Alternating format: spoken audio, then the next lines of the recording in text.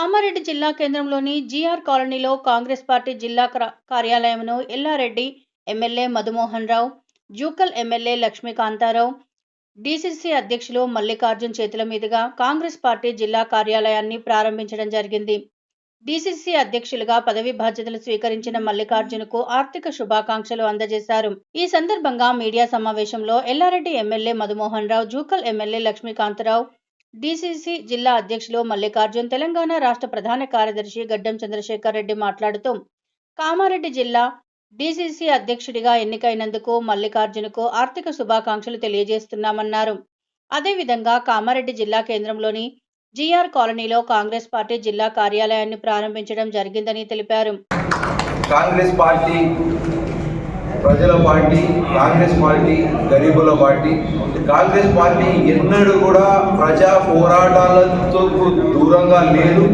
ప్రజలతో మమేకమై ప్రజా పోరాటాలలో పాల్గొని ప్రజల పోరాటమే తన పోరాటమే అని దేశవ్యాప్తంగా ప్రతి గ్రామంలో, ప్రతి మండలంలో, ప్రతి నియోజకవర్గంలో కాంగ్రెస్ పార్టీ తన పోరాటం కొనసాగిస్తూనే ఉంది.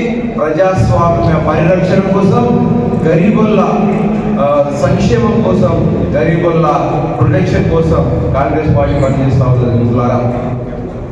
ఈరోజు ఎంతో రాజకీయ ప్రాధాన్యత కలిగినటువంటి కామారెడ్డి జిల్లా కేంద్రంలో కాంగ్రెస్ పార్టీ కార్యాలయాన్ని ప్రారంభించి చంద్రకాంత్ గారికి, కమలరాజు గారికి, యువరాజు గారికి, మనోజ్ గారికి, మామిడి నందన గారికి, నిమ్మ వెలిసి బాధ్యతలు తీసుకున్న సోదరుడు ఒకసారి చప్పట్లతో